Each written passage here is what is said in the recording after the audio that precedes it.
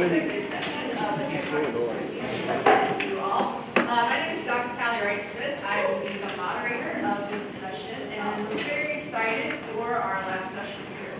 Today we are pleased to welcome Dr. Evonnia Woods. Dr. Woods is an educator, researcher, and community organizer specializing in social inequalities, political economies, power, and movements. She received her Ph.D. in sociology from the University of Columbia in 2020, where she co-founded and led several campus groups and organizations, including one which laid the groundwork for what would become the Graduate Employee Union. She's taught on a broad range of topics, including race, social inequalities, gender, and social deviance. As a community organizer, she's been a part of economic justice organizations and has worked on community-oriented issue and legislative campaigns to protect and expand Social Security and Medicaid, raise the minimum wage, address student loan debt, and gain environmental protections. Additionally, she's worked as an organizer and opposition researcher for a national startup focused on reproductive access and freedom issue campaigns. She holds leadership roles as a sociologist for Women in Society and was awarded a prestigious Spark Prize from the Missouri Foundation for Health to further her work. She currently co-authors the Mid-Missouri Monthly Take Action newsletter and co-hosts Women's Issues, Women's Voices, a weekly feminist community radio show on KOPN-Columbia, where she discusses social justice issues with other experts and community leaders. Across this broad range of work, as you can see, there's a clear through line of understanding community needs, educating, and movement building in the pursuit of justice. Please join me in welcoming Dr. Evonnia Woods.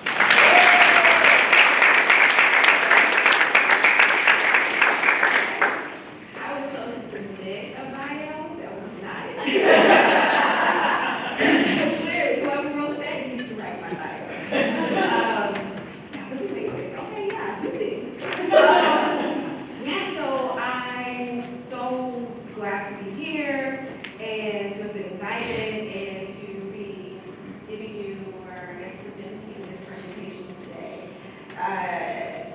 I've been here since like Monday night, so like people have been starting out talking about themselves. I'm not going to do that. If you would like to learn more about me, you can Google me or go to my website, EvonniaWoods.com. It's all there. And I want to offer a bit of a preamble before we get started. So this is not intended to be an all-inclusive presentation. There's no way I could do that. If someone else was giving this presentation, they could give it differently, and you'd still get the points, and it would still be fine. A lot of this is driven by the opposition research that I used to do up until like last year. That once you're trained in that way, it just allows you to continue to see things, even though you separate. I've been separated from the work for over a year. So hopefully, this leads to more discussions, right? And actions that help protect and expand our democracy, which is what I do. Sums up what I do, okay?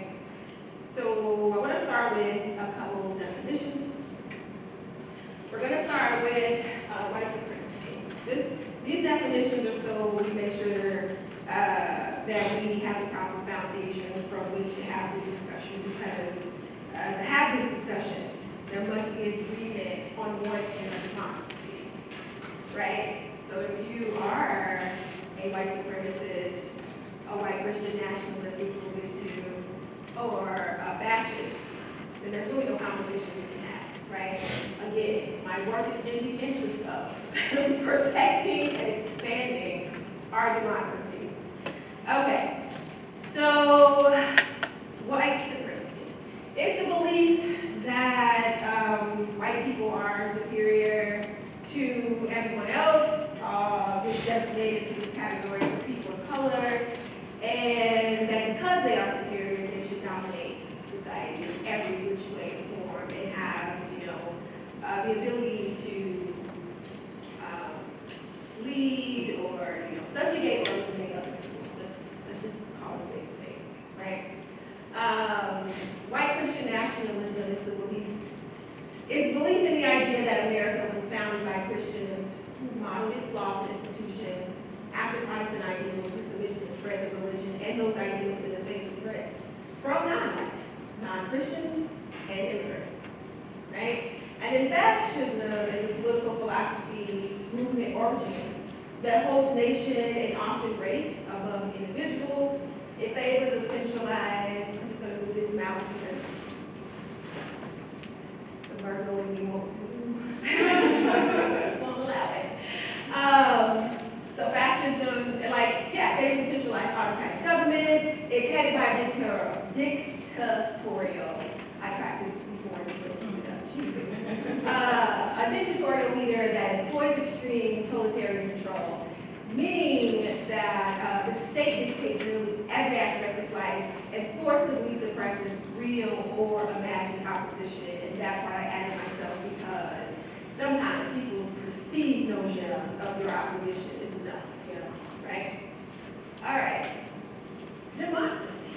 Okay, so it's a system of government by the whole population, or at the very least, the eligible members of state, typically through elected representatives, which what we've had in the United States is more of a democratic republic, where our representatives are supposed to represent their constituents, which are us, the voters, and in a way, right? Represent the people in your district, whatever that space, in geography, your instance.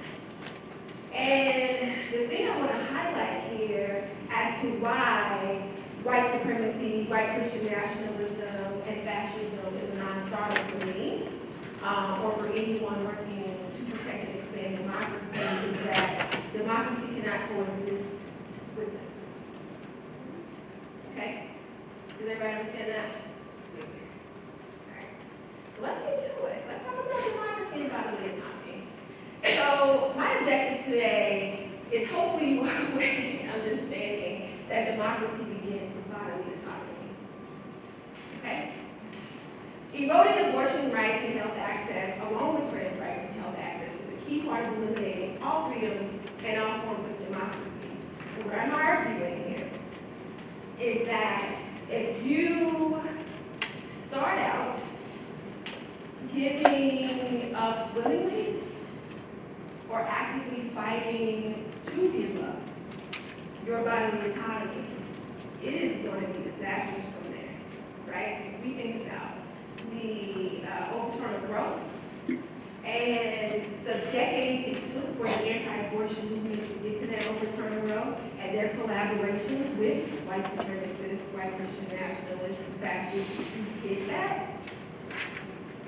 It basically presents a situation where it's informing where they can go from there, right?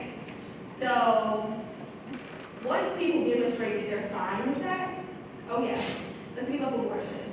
Let's take away trans people's ability to not only have rights to the hormones or the surgeries, or even without that, their ability to show up in a display, intergender expression that doesn't match whatever you put onto them, or whatever people put onto them when they see them, then at the base of that, they're just not allowed to exist, right? Like, I want to be clear, like, it's not just about the access to the health care that they need, or it's really just very basic.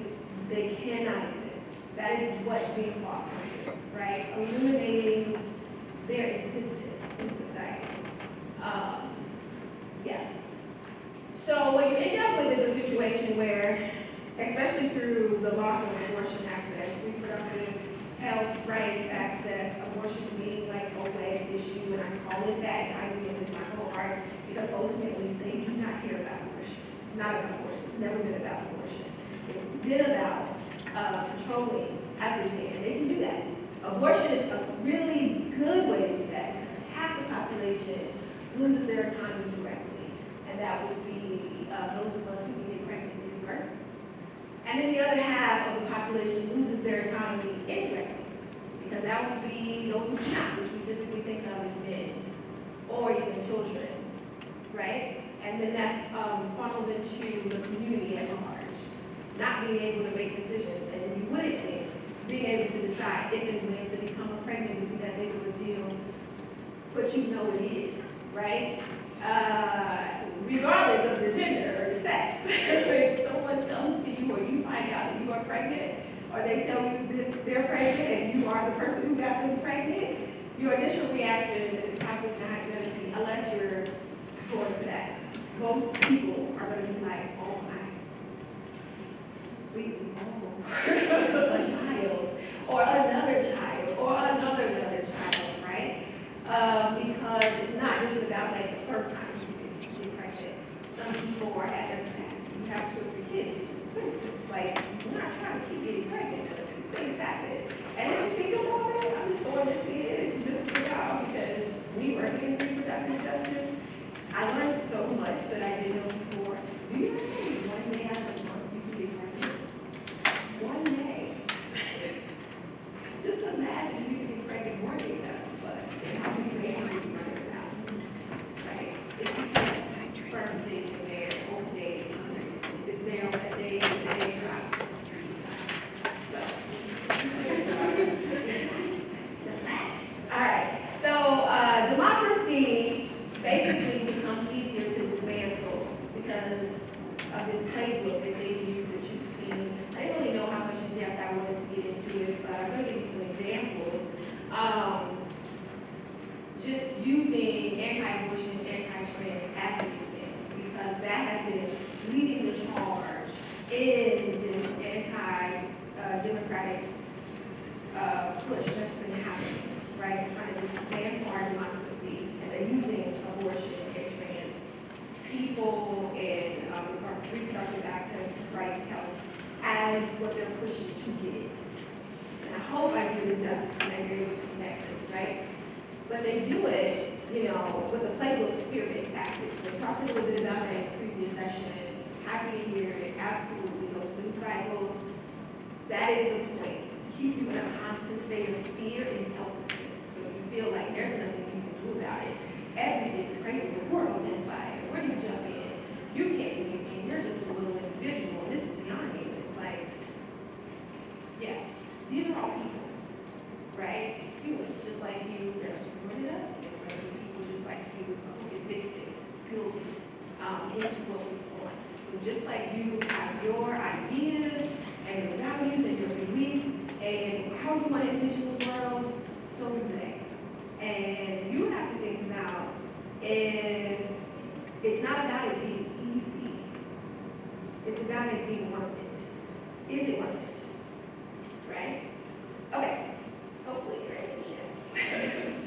Okay, so their strategy. It strikes a balance between traditional and historically effective tactics to gather social acceptance. And by that I mean racism, sexism, ableism, transphobia, homophobia. Traditional forms of oppression have been effective. Traditional rhetoric that has been effective, that creates this us and them, and you really dissociate, tend to not see humans as one group. You see us as factions, right? Those people, my people, right? So they strike a balance between traditional and historically effective tactics to gather social acceptance while eliminating the need for social acceptance. So if you think about it, while you're getting all these messages about how people with a capacity for pregnancy should not have access to abortion, you're also getting a stacked Supreme Court, right? So eliminating the need to even convince you that you need this. So on one hand, we want you to be okay with this so that you don't riot, right? So that you don't take it to the streets, so that you don't call your senators and your Congress, your House representatives, so that you leave us alone and let us dismantle your democracy, dismantle our democracy, right? So the pro-arguments, this is what I'm going to get into now, is rhetoric. I want to focus on how they use that to gain social acceptance. And the pro-arguments are a combination of fear-based rhetoric and symbols. So you have your moral arguments that come from a religious standpoint, where they'll say, you know, abortion is murder, and if you get pregnant, you deserved it. You were having sex, then well, that's the consequence. Now you gotta live with it, right? What do you mean? Like, if you're having sex, then yeah, that's the natural outcome. Is you're gonna get pregnant, so you should be abstinent, duh. You know, But this also plays into the reason why I want to say that this is reproductive access and freedom in general. It's not just abortion that they're trying to overturn, which they have at the federal level and here in the state or there. It's also birth control access. Right? Okay. They want more babies, albeit for different reasons.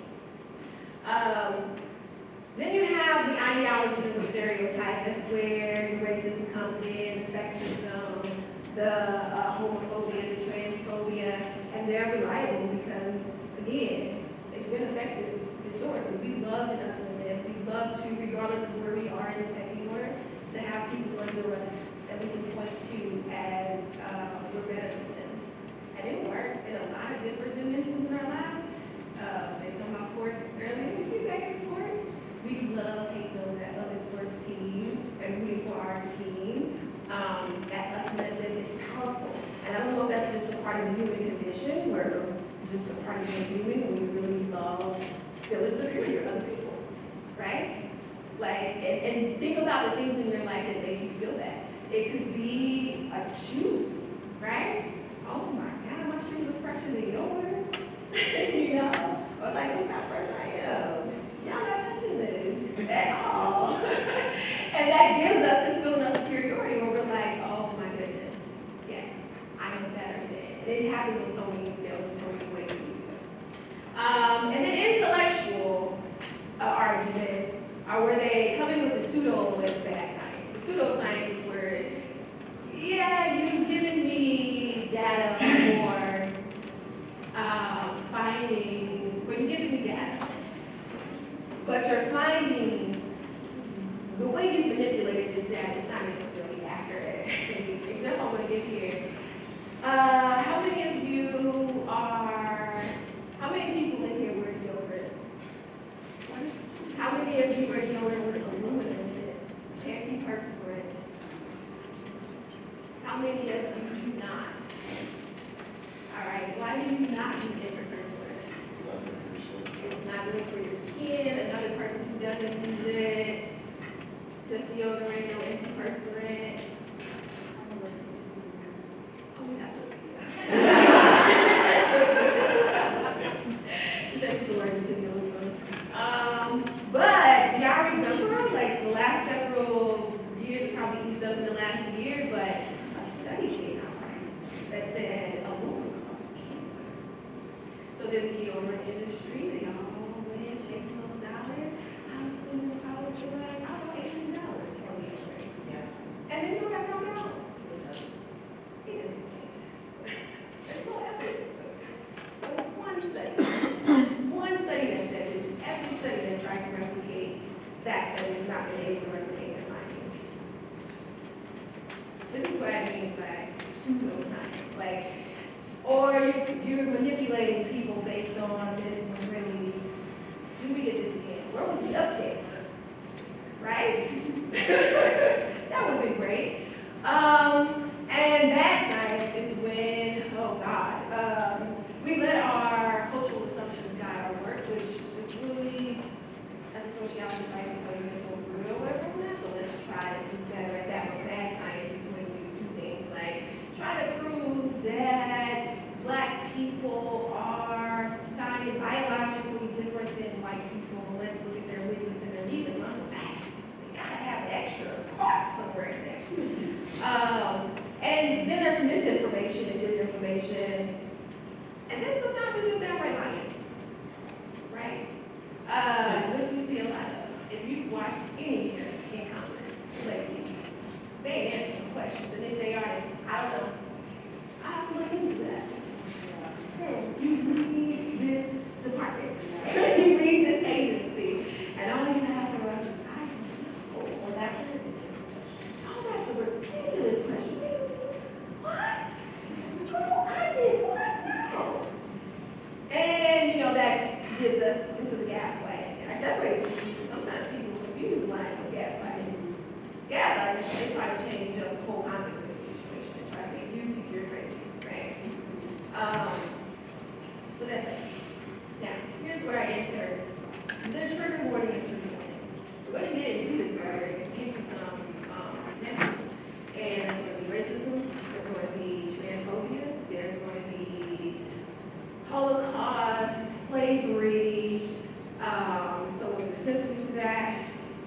resident, leave the room, or I don't know, try to feel and edify everything self-instead. We're going to go through this really quickly.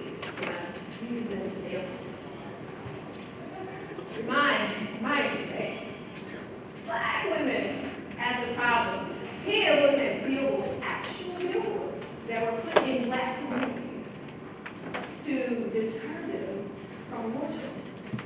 So the first one here is the most dangerous place for an African American in the world. Those black mothers. They don't care about them. They will kill you in the womb. They will get an abortion and kill their babies because the argument is that these are babies, right? And that is murder, right? But this is also if you're catching what they're doing, right? A little toss back to Black Lives Matter, right? You heard about these unarmed men being killed by police, but we really need to be worried about black babies in war. Because that's where you're really dying, right? And then on the other side, black children are an endangered species, feeds into this notion that I have argued. I have mostly only heard this from black men. There's always black women that dibble and dabble into nonsense. But most of us do not. I was living in China. But this gets at this notion that there's power numbers, right? Where it's like, oh, there needs to be more black people. That's how you build your power, build your community stuff. If these people stop killing their babies, you have more black people, and then you will be oppressed. Now, y'all see what that see if it makes sense to y'all. Because that don't make sense to me, right? But it's for who it's for, right? It's not necessarily intended to be valuable. It's going to get whoever has that and that foundation that this real talk, right? Okay, so that's your racism. Good play, any sexism type in there. And then we have Holocaust and slavery comparisons. So David are beautiful. He wants to be beautiful. No man wants to be David compared abortion and slavery. The Alabama politicians compared abortion to the Holocaust proposed legislation. And then Devils, this is an old headline from when she was the Secretary of Education during Trump's first term, compares abortion rights to date slavery. So there is this comparison of like these extreme things that have happened in society that have been based in racism, based in white supremacy, fascism, and World War II with Hitler. He was a Nazi, guys, right? And so what you're saying is like abortion is like what Nazis did to Jews. Look at all these babies, and they like to call them unborn babies, which is nonsense. Look at them. And what they're doing. It's just like internment camps. It's just like gas chambers. It's just like being shot in mass and buried in mass graves. That's how reckless this is. And that's meant to get at those heartstrings, right? That's meant to pull you in emotionally. Because when we do this work, we're thinking about how can we change people's hearts and minds. This is an emotion, it's meant to evoke a certain emotion out of you. Then you have Muslim religious leaders. This is morality. I mean, it's all morality tied in. They all intersect. The moral, the ideologies, the stereotypes, and the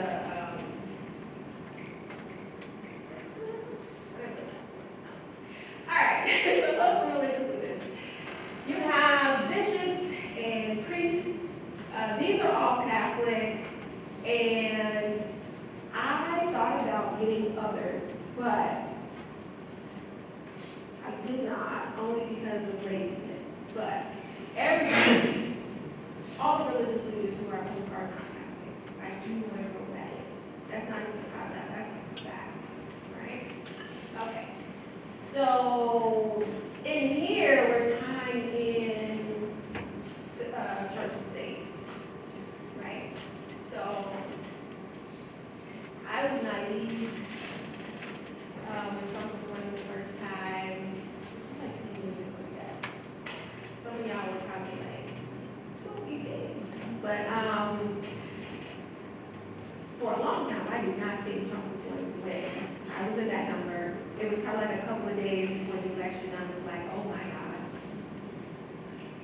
he's gonna win." And that's really when it hit, but because I started hearing people's stories and started listening to people, and they said listen to people who disagree with you, do it. Living in a bubble when you don't, right? And I started hearing people who go to church, and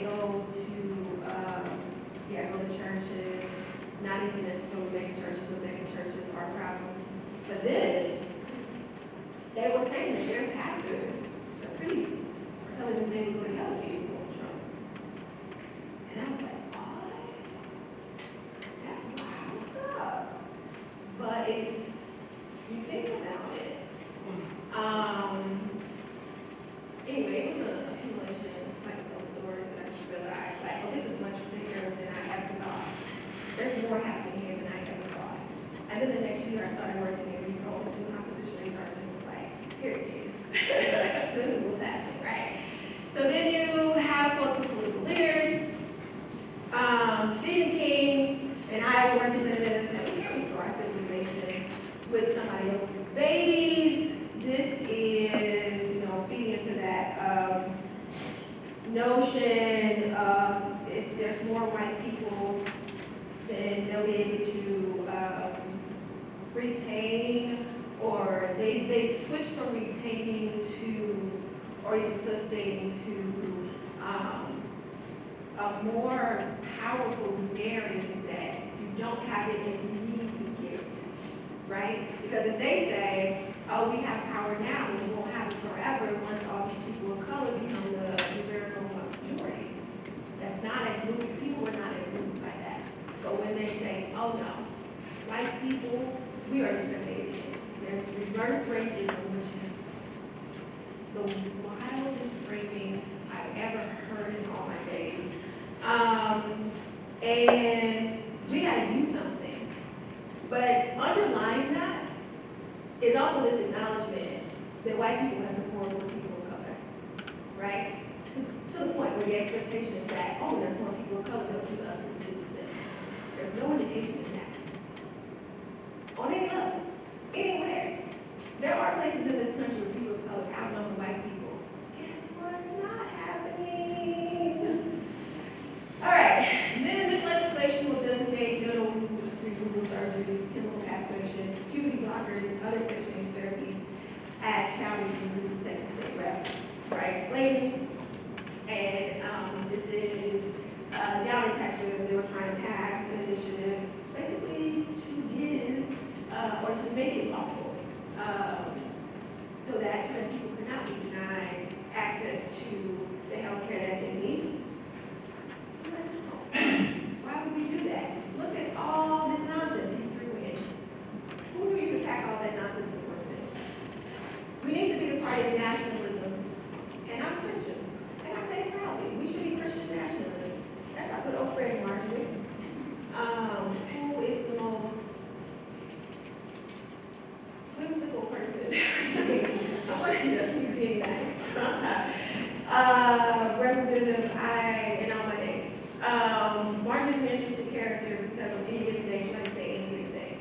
I don't really know if she has a foundation like a stable one. I think it's just whatever I'm feeling today. So she's a confusing one to me. Like the ones that go most popular is like, oh, extreme, far right, all right. And you're like, she has some stuff that's not far right too. It's confusing. But anyway, just say, you are a representative in the United States Congress, basically saying you don't think we should have a United States Congress.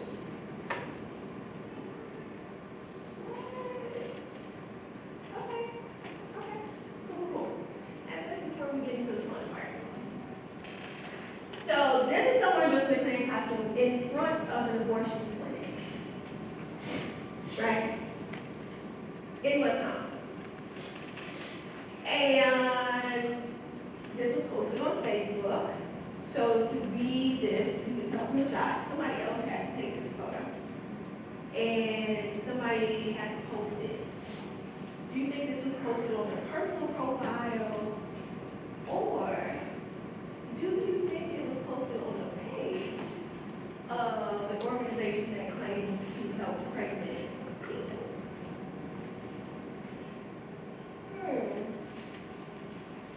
It was the latter. And then over here, we have white supremacist group crashes anti-abortion rally in the loop, which it's media, it's not accurate. It's inaccurate in the sense that they crashed. They did not crash. They were there. I started to put in some pics from the insurrection, showing that there's ample evidence that quote-unquote long-standing anti-abortion views were at the insurrection. When I tell you all these people are working together, like, abortion is just a wedge issue. It's just anti-trans, it's just a wedge issue. It's just helping them get to this point where we no longer have a democracy and everybody does their say. Regardless of what that is, it blends in together because you have this notion of white supremacy that's spread throughout white Christian nationalism and that's spread within fascism that gets you to the point where we no longer want people of color, women, marginalized groups, however so defined, to participate. We want to be able to lead. We want to be able to not only lead but dominate. We want to be able to say how you can do any and everything within your life. But because this agenda is unpopular, and I kid you not, numerically speaking in the United States, there are more people who are pro-choice and pro-abortion. There are more people who think trans people should have rights and access to health care. It is an unpopular agenda. That's why you have both things working at once. You have the rhetoric, and you also have the dismantling the systems that allow you to provide input, right? So let's get to it. Because it is unpopular, you have media platforms that are created, that or, purchased. We got X. Don't do that. Or True Social, right? Or those circles, all that good stuff. And rearranged. And by rearranged, I mean things like MSNBC firing journalists, firing hosts of shows, rearranging their programming out of fear that the president, he cannot be sued as a sitting president, will sue him as a sitting president. Probably win, right? ABC, ask him, right? To accommodate the rhetoric and the messaging. And this is severely disappointing to me because media is so pervasive in our lives, you really can't escape it.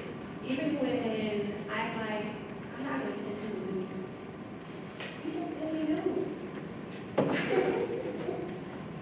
Right? I'm like, hey, don't want to see this. I'm just on YouTube trying to watch funny videos.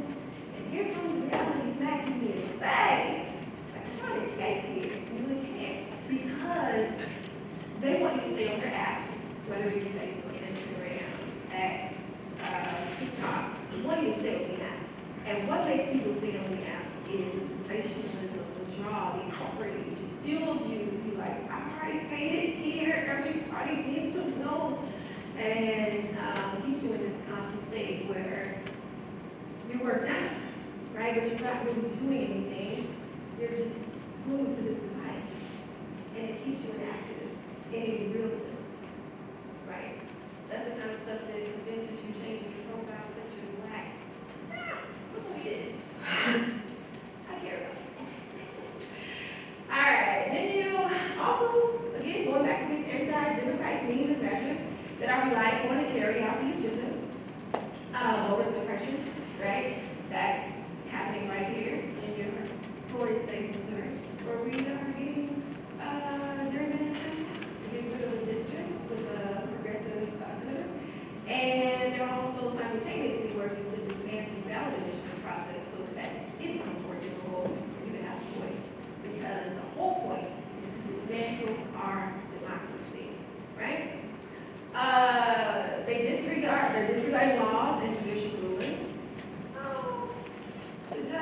okay? You cannot just be putting people on planes and sending them down to Latin America.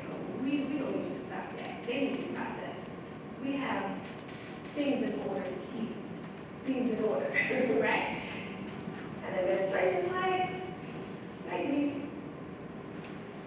And that is scary because it really points out to just how much our government, our structures, are really just an agreement amongst gentlemen. That's how I'll say that. Gentlemen being genderless, right? It really takes for us to be in agreement that we all want a democracy and we want it to work. You gotta start there. If you're working with white supremacists, white Christian nationalists, fascists, who do not want that, then do not care, right? If we have a democracy, because it's what you want to do. And, all right. And then I keep hearing this, we're getting rid of these agencies, these departments, these programs, anything on the line with the president's agenda, right? And it's like, okay, so this is why we have so many people appointed to top positions on these agencies that know absolutely nothing about what these agencies are supposed to do. Yeah. And then I want to point out that they're unironically engaging in an intersectional approach. If you ask any of them, they hate intersectionality. They do not know why LGBTQIA plus people and Black people and women and poor people would want to collaborate more together. Why are they all out there with their protest signs, protesting us? What is this? Intersectionality. This is me doing opposition research.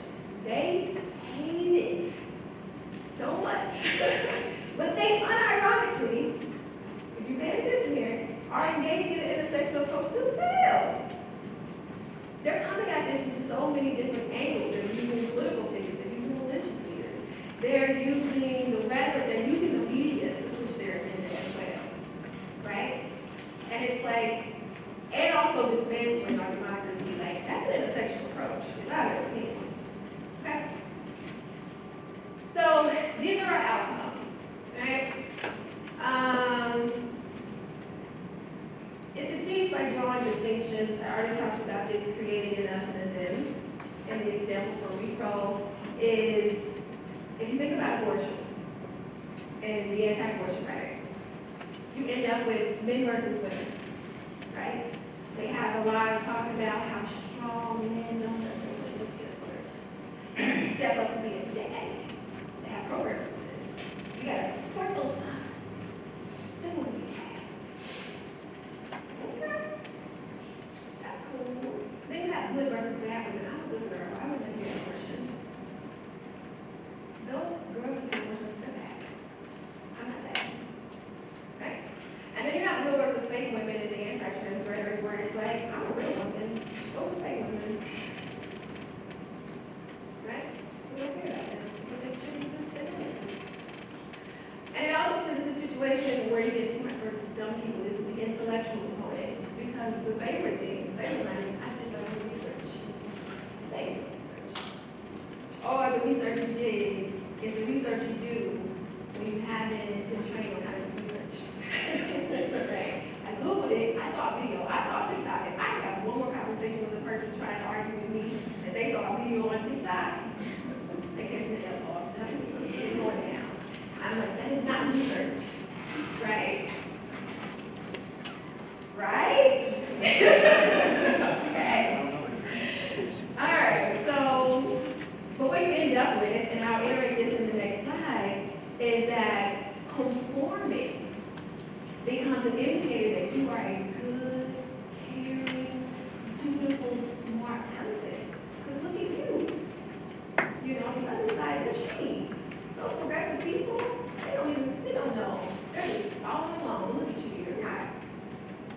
Look at you, you're so smart. Look at you. All right. Then you end up with like people willingly sacrificing their autonomy and freedom for the greater good, right?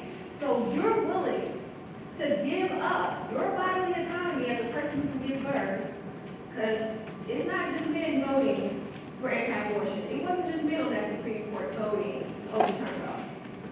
They're not just doing it willingly, right?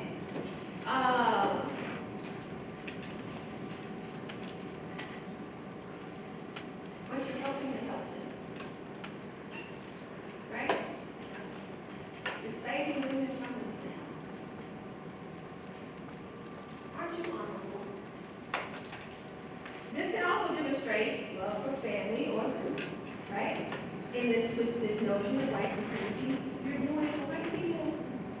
You say race. You're doing it for your family in particular because, you know, for this rugged individualism that we have here, the only people you truly need to care about is you and yours, right? Like, we have a saying where it's like, me and mine, which means the people in your household. This is what we're going to do, right? And, but it's tied up in feelings of superiority that often manifest as acceptable cruelty inflicted on others, right? So, okay, if you hear a story about a person who couldn't access abortion, they were bleeding profusely, and they have to be so near death, the abortion has to be performed. Because again, this narrative is these irresponsible, loose people, single women. That's also an important fact because apparently married people don't have abortions, which is a lie. 60% of people who have abortions are already mothers. Don't want more kids. Kids are work. Kids are expensive. Right? But this isn't, I mean, I was like, we're not going to focus on abortion and whatever, but okay, I'll hold that. But again, you can see how performing is an indicator that you're a good, caring, beautiful, smart person. So all abortion and trans restrictions and bans not only limit everyone's sexual freedom and resources that affect who, when, and under what circumstances people can get pregnant and give birth and become parents, but it also perpetuates this notion that we each get to determine who gets to simply exist. And under what circumstances you get to exist under, right? So you have these white supremacists, these Christian nationalists, you have these fascists who think they know what's best for you.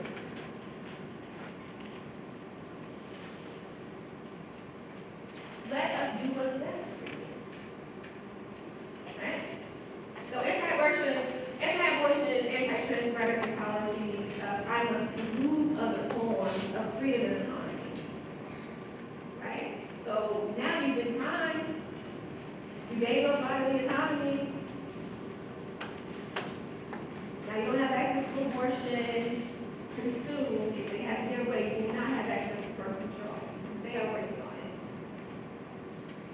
Yeah. So once people demonstrate their willingness to give up their bodily autonomy to assuage their fears and hold on to their perceived dominance, the rest is cake. They know what works. And if you pay attention, when we get into other issues, they're just using this on repeat. This fear-based rhetoric on repeat. They've got the formula, right? So I'm going to give you a really quick example before we go into what we can do about this. And the example is, I'm going to give this like around the 1850s. And it wasn't just out of the blue, white people, leaders, who were very restricted to the business and landowners. Like, we have this notion, like we say, white people have been working in the United States this whole time, and white people have. Yes, but no. Most white people have not. Right? They've been oppressed as well, but because of this personal whiteness, this feeling that whiteness makes them superior, it allows them to over the lie. As long as I can commit violence to these other people, as long as I can go home and keep the home all right, as long as, and my children, as long as I have this perceived dominance over other people, I don't really need real power. Right? I think about a statistic out in Georgia, I think on like top of the 20th century, maybe like 1920, only 3% of the population could vote.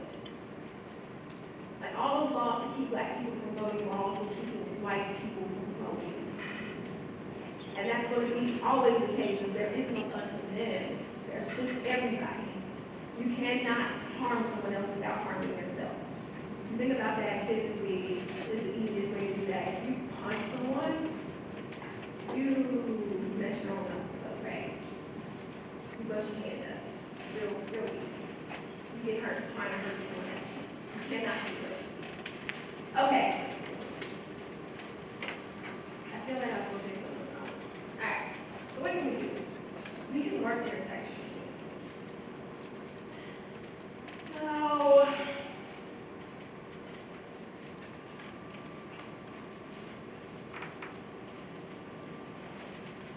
once the term intersectionality reached the mainstream, people, any term that starts out in a particular space, reaches the mainstream, it pretty much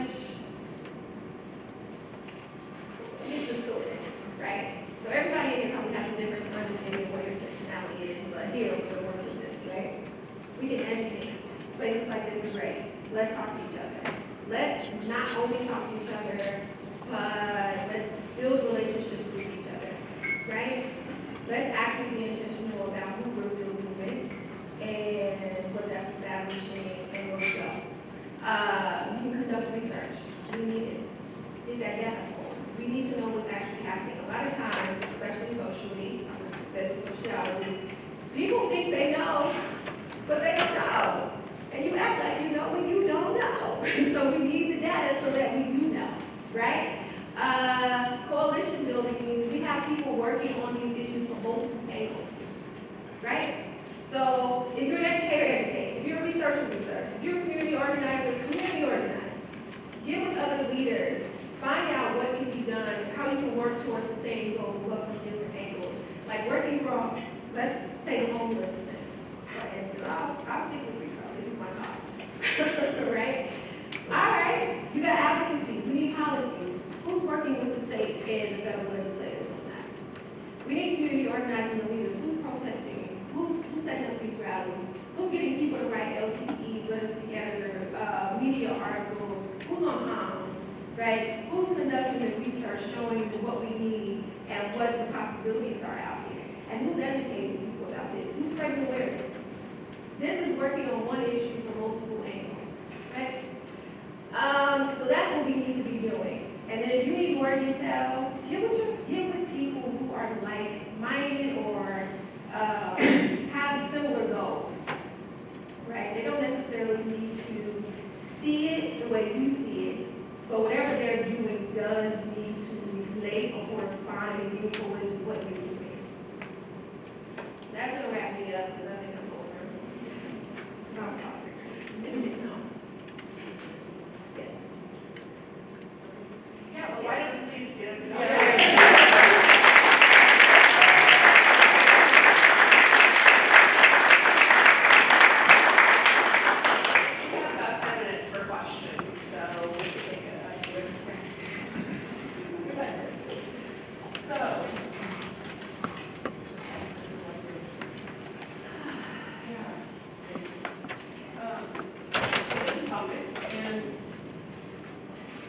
Everything the symposium has covered really runs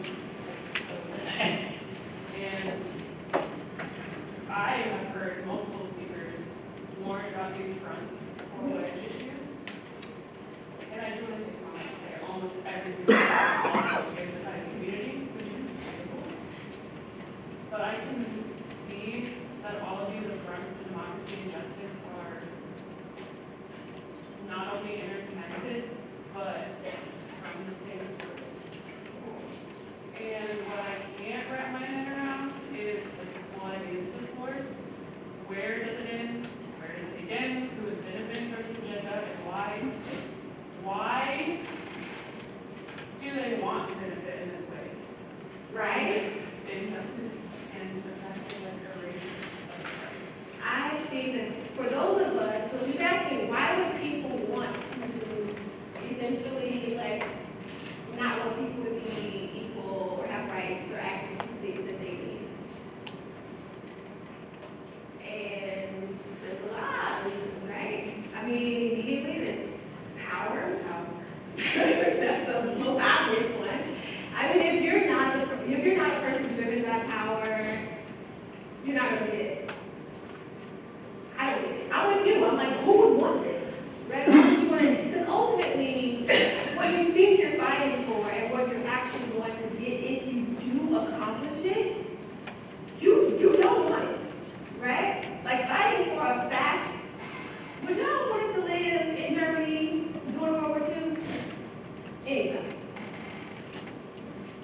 fighting until you die. This notion of like total domination is so vital because it's never a point where there's total domination as long as people are alive. People will resist and people will fight back. So if you're to fight, you die, right? You're gonna have to do a lot of harm. You're gonna have to erase cultures. You're gonna have to erase peoples. You're gonna have to be okay with a lot of violence. And how do you live in a world where nobody has what they need because everybody is struggling to just survive, right? Just to fight this immediate threat. There was so much starvation in Europe. There was so much just chaos and stress levels. If you just try to imagine that and then be like, oh, look at what you have to do, even if you don't agree with what's happening, you know? So then there's people who wholeheartedly believe it, but then again, most people are conformists, right? So 60% of humans are conformists. They're just gonna go along and do along, whatever. You have your people who think that their proximity, what we call proximity to whiteness, but it's really just a proximity to power. So to say that you saw that circular that they aired for Trump, and they just go around the table and just tell him how awesome he is. This is fascism if I've ever seen it, right? Your proximity, when I say with every fascist example around the world, those top leaders fall out of windows all the time, coincidentally get shot all the time. Like for the smallest of infractions, or again, perceived opposition. And there is no safe position when you're working with, or within a regime, or under a dictator whose sole purpose and is just power. It's never enough. It's never enough power. Okay, we got Germany. We need Italy too. Matter of fact, we need France. You know what? We need England. We got Japan on board. Let's get them. Let's get them back through Asia. Like it doesn't stop. It just doesn't stop. So it's like, okay, we're gonna be fighting forever. Oh, but it's all because of this. I don't understand it because it just doesn't resonate to me. But there are people that resonates for. That gives them their kicks. My kicks come from like seeing people who didn't have either things that they didn't have, right? Like watching homeless people get affordable housing, or watching a parent who's been trying to have a kid like go through IVF and be successful. They're also trying to get rid of that, by the way. They're succeeded in those things. Like, so I can't relate, but it's definitely power and control. Like it's not even enough to be in a leadership position unless I can tell you what you can do in every aspect of your life.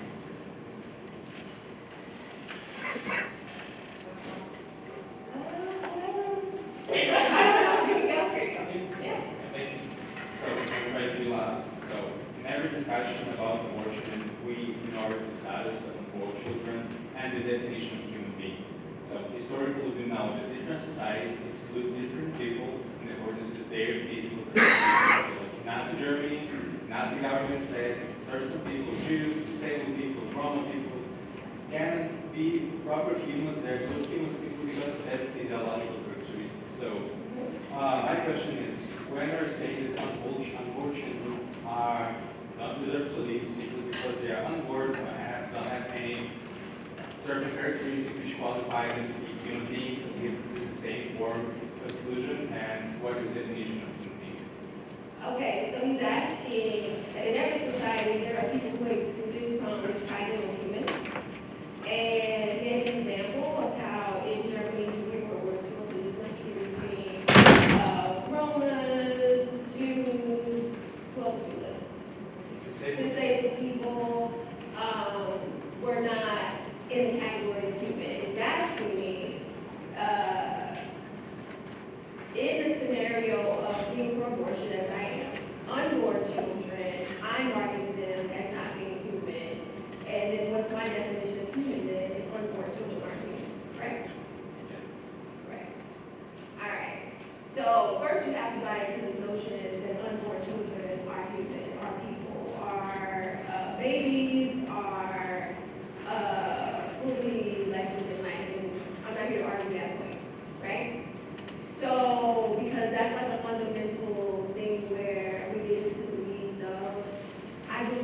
evidence-based work, evidence-based solutions, evidence-based, that's just how we go back. Like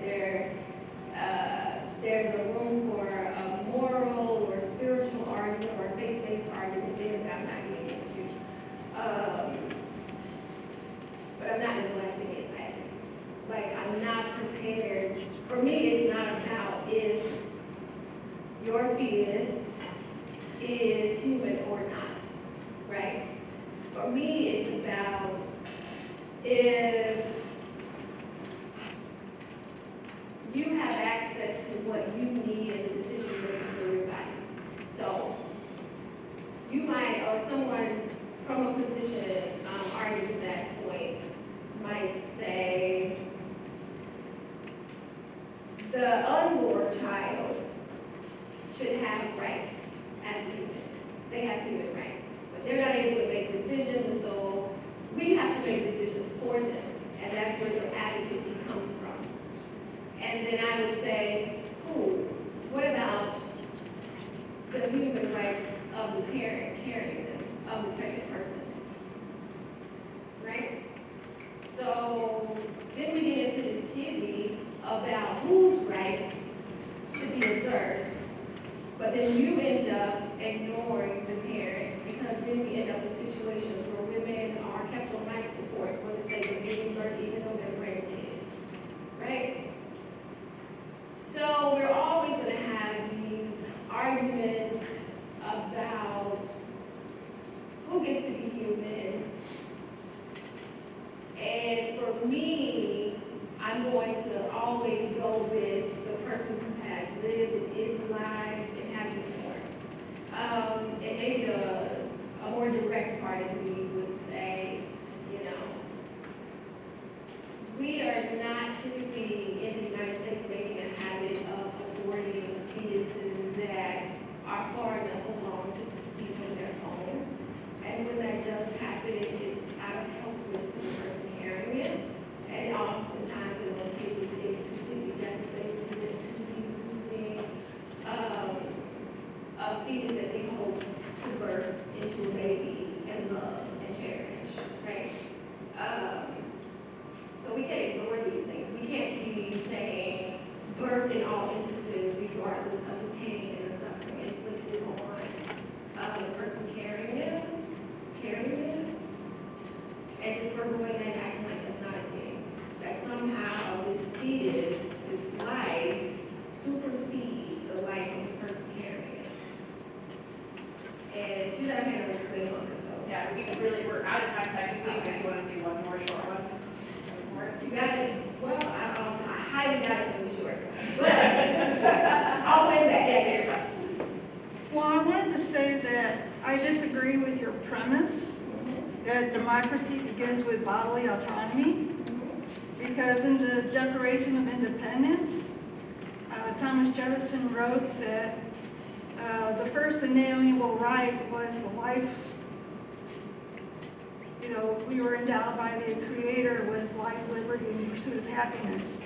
So I don't know where you find that democracy begins with bodily autonomy when it's not even in anything that, you know, the founders wrote.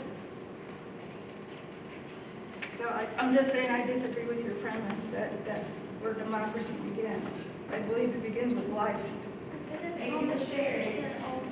Slaves and like steal their food and stuff, that doesn't seem like you really cared about others' lives.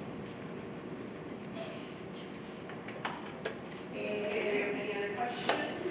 Questions? Quickly, right here. So do you think that there is possible, like, in the future, Thank you. or we could find a way to not actually fight just for women in general, but No. Okay, cool. Is there going to be a point where we can stop fighting for rights, access to things that we need? No. There will always be opposition to that. That's what life is, though. That's what it's always been. It's never been, wherever there's dominance, there's resistance. Like, there are always going to be people who want to control you, and there are always going to be people resisting that control. Like, that's just period. Okay, last one. Hand up high. Make a comment. Yeah, kind of a two-parter. I was just wondering, when have you always believed the way, like in this way? Like, do your belief always been the same? And two, are you a follower of Jesus Christ? My belief is not always been the same at some point in my life. My God was done with abortion. If it happened to me, it was meant to be, and I would have a child. That was not the case, though. And being a follower of Jesus Christ is an interesting question because if we get into that, we're veering way off track, right? Like that's not what I presented about today, and that's not what I'm here to discuss today, my faith and moral beliefs. Like I said, I leave that to those who lead their lives from a faith-based position. I'm more evidence-based. And then, yeah, like, as long as you're going, like, it's lunchtime after this, right? Yes. Okay. What role do you think the dismantling of what the autonomy and democracy going to play in making acts of violence? I'm gonna need you to start with her. What role can the dismantling of bodily autonomy and democracy play in instigating acts of violence and preventing damage or worse than happen? Still no. One more time. Can you slow down? Yeah, like, please slower. What role can the dismantling of bodily autonomy and democracy play in instigating acts of violence and preventing the damage